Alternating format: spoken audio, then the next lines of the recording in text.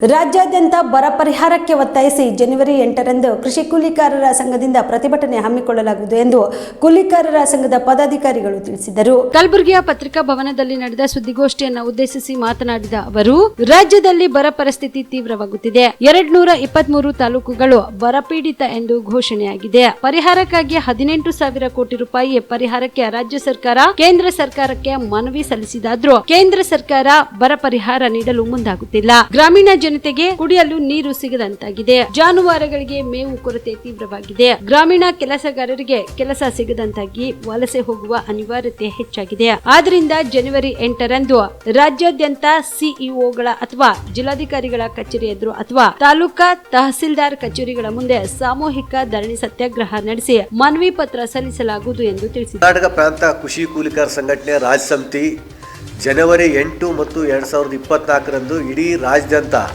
ಬರಗಾಲ ಕಾಮಗಾರಿಯನ್ನು ಆರಂಭಿಸಬೇಕು ಮತ್ತು ಬರಗಾಲದ ಒಳಗಡೆ ಮೇವು, ದನಕರುಗಳಿಗೆ ನೀರು, ಉದ್ಯೋಗ ಖಾತ್ರಿ ಯೋಜನೆಯನ್ನು 200 ದಿವಸ ಉದ್ಯೋಗ ಖಾತ್ರಿ ಮತ್ತು 600 ರೂಪಾಯಿ ಕೂಲಿ ಕೊಡಬೇಕು ಅನ್ನುವಂಥದ್ದು, ಮೈಕ್ರೋ ಫೈನಾನ್ಸ್ನ ಹಣವನ್ನು ತಗೊಂಡಿರ್ತಕ್ಕಂಥ ಕೃಷಿ ಕೂಲಿಕಾರ ಸಾಲ ಮನ್ನಾ ಮಾಡಬೇಕು ಮತ್ತು ಅದೇ ರೀತಿಯಾಗಿ ಬ್ಯಾಂಕ್ ಸಾಲ ಕೊಡಬೇಕು ಅನ್ನುವಂಥಕ್ಕಂಥದ್ದು ಮತ್ತು ಆನ್ಲೈನ್ ಸಿಸ್ಟಮ್ ಏನು ಜಾರಿಗೆ ಆಧಾರ ಬೇಸ್ಡ್ ಪೇಮೆಂಟ್ ಸಿಸ್ಟಮ್ ಏನು ತೊಗೊಂಬಂದಿದ್ದಾರೆ ಅದನ್ನೇನಪ್ಪ ಅಂತಂದರೆ ಎಲ್ಲರೂ ಲಿಂಕ್ ಮಾಡೋವರೆಗೂ ಆಧಾರ್ ಲಿಂಕ್ ಮಾಡೋವರೆಗೂ ಅದನ್ನು ಜಾರಿಗೆ ತರಬಾರ್ದು ಅನ್ನುವಂಥಕ್ಕಂಥದ್ದು ಕರ್ನಾಟಕ ಪ್ರಾಂತ ಕೃಷಿ ಕೂಲಿಕಾರ ಸಂಘದ ರಾಜ್ಯ ಸಮಿತಿ ಒತ್ತಾಯ ಮಾಡ್ತೇವೆ. ನೀವು ಕೂಡ ಕಣ್ಣಿನ ಸಮಸ್ಯೆ ಎದುರಿಸುತ್ತಿದ್ದೀರಾ?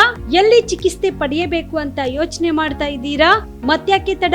ದೃಷ್ಟಿ ಐ ಆಸ್ಪತ್ರೆ ಕಲಬುರಗಿಗೆ ಭೇಟಿ ನೀಡಿ. ಖ್ಯಾತ ಅನುಭವಿ ವೈದ್ಯರಿಂದ ಕಡಿಮೆ ದರದಲ್ಲಿ ಚಿಕಿತ್ಸೆ, ಕಣ್ಣಿನ ಪರೀಕ್ಷೆ, ಹೊಲಿಗೆ ರಹಿತ ಶಸ್ತ್ರಚಿಕಿತ್ಸೆ, ಪೊರೆ ಆಪರೇಷನ್, ಲೇಸರ್ ಇಂಜೆಕ್ಷನ್ ರಹಿತ ಶಸ್ತ್ರಚಿಕಿತ್ಸೆ, ಸಕ್ಕರೆ ಕಾಯಿಲೆ ಇರುವವರಿಗೆ ಲೇಸರ್ ಚಿಕಿತ್ಸೆ, ದೂರದೃಷ್ಟಿ ದೋಷ ಹಾಗೂ ಸಮೀಪ ದೃಷ್ಟಿ ದೋಷದ ಸಮಸ್ಯೆಗೆ ಸೂಕ್ತ ಪರಿಹಾರ, ಕನ್ನಡಕದ ಸೌಲಭ್ಯ, ಕಾಂಟ್ಯಾಕ್ಟ್ ಲೆನ್ಸ್ ಅಳವಡಿಕೆ, ಇಷ್ಟೆಲ್ಲ ಸೌಲಭ್ಯ ಒಂದೇ ಸೂರಿನಡಿ. ಹೆಚ್ಚಿನ ಮಾಹಿತಿಗಾಗಿ ಸಂಪರ್ಕಿಸಿ Gachchin Mani tower, Big Bazaar ಮುಂದುಗಡೆ, Jagat circle, Kalaburagi. Phone number 7899328915.